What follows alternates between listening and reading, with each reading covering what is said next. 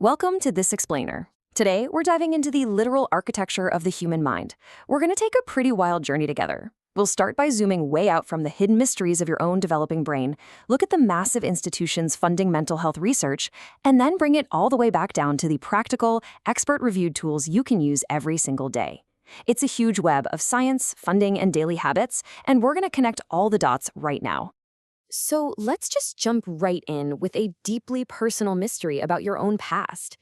Think about this. You and I have experienced thousands upon thousands of highly formative moments that we are literally never, ever going to remember. I mean, really think about it. Your first smile, the very first time you took a step, your first words, they are completely gone. We have zero conscious recollection of the exact events that kicked off our lives. So why is that? How can such monumental milestones just get wiped clean from our internal hard drives?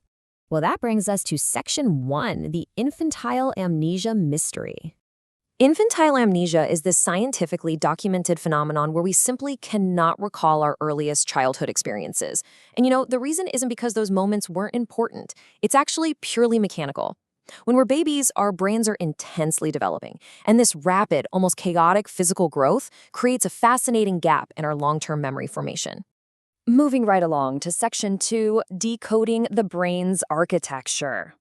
See, there's a stark contrast between our physical brain changes and our psychological development. In an infant, the hippocampus, which is basically the engine of your long-term memory, is immature.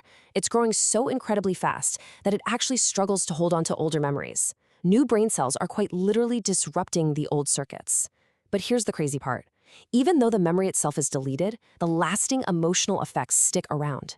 Those forgotten experiences are actively shaping your deepest fears, your foundational habits, and major parts of your adult personality. The memory's gone for sure, but its shadow is still there. So, how do we even know all this? Well, to understand it, we have to zoom out to the institutional level. The National Institute of Mental Health, or NIMH, actively funds and tracks exactly this kind of science. Researchers are studying how the brain creates new memories while maintaining old ones. They're developing cutting-edge tools to measure mental health outcomes, and they're even building predictive models that are showing incredible promise in preventing suicide. This isn't just theory, guys. It is active, heavily funded science. Which leads us into Section 3, funding mental health research. Under the guidance of acting director Dr. Andrea Beckel-Michener, the NIMH builds the entire framework for global mental health exploration. They are completely transforming our understanding of the human condition by funding massive research initiatives across all these critical priority areas. We're talking anxiety, ADHD, autism spectrum disorder, bipolar disorder, depression, and schizophrenia. All these deep insights we have about memory and emotional development, they come directly from the massive resources poured into these specific fields. But the NIMH doesn't just throw money at a problem. They use incredibly innovative frameworks like RDoC, that's the Research Domain Criteria Initiative. This framework allows scientists to completely rethink how we study mental disorders. Instead of just looking at surface-level symptoms, they look at the fundamental biological and cognitive levels. It's a total paradigm shift in how we approach brain science. Of course, to actually get this research done, scientists have to navigate a super rigorous pipeline. It kicks off with finding funding opportunities, then moves into a grueling grant writing and application phase, followed by an incredibly strict review process to make sure only the absolute best science moves forward. And finally, it concludes with managing the funded grants and running clinical trials. It's a tremendous, multi-layered effort backed by the U.S. government, all just to understand a fraction of how our minds work.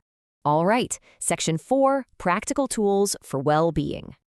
Now, you might be wondering, how does this high-level, complex government research actually trickle down to help you on a random Tuesday afternoon?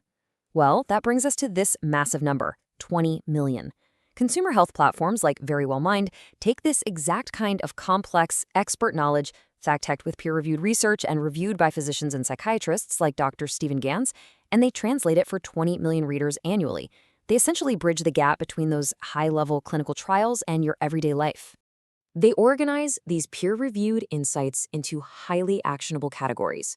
So, under therapy, you can learn exactly when to see a professional or how to navigate couples therapy. Under living well, they apply clinical data to help you manage your stress. optimize your sleep, and really understand your emotions. And under relationships, they use psychological frameworks to help you build healthy intimacy and understand how your personality traits affect your dating life. It is literally institutional science made totally accessible for us. Which brings us to Section 5, Cultivating Emotional Sobriety. Now, emotional sobriety plays a really vital role in recovery, and it goes far beyond mere physical abstinence. It's not just about stopping a bad habit, it's about regulating the underlying emotions. Maybe those very same unseen emotional fears and habits that were hardwired into your developing hippocampus when you were just an infant. This is such a powerful, everyday tool because it proves that true well-being requires a totally holistic approach. And the best part is you can actually apply this science right now through simple, intentional habits. You can adjust your bedtime routine to actively protect your brain and reduce the risk of Alzheimer's. You can use the Pomodoro technique to boost your daily focus, or even experiment with mindfulness tools like the 17-second manifestation technique. You can explore tips for finding your life's purpose, or just see what happens to your brain chemistry when you cut out added sugar for a month. This is clinical research manifesting as actionable, everyday choices. And finally, Section 6, Shaping Who You Are. As we've seen, the architecture of your mind is built on forgotten foundations, but it's sustained by your daily intentional choices. Just as those forgotten infantile memories left powerful unseen effects on your habits today, the unseen institutional research going on in the background gives you highly visible practical tools to actively step in and shape your emotional future. You're not just a passenger in your own mind, Which leaves us with this final provocative thought. How much of who you are was decided before you can even remember? And, armed with the right tools, how will you consciously choose to shape the rest?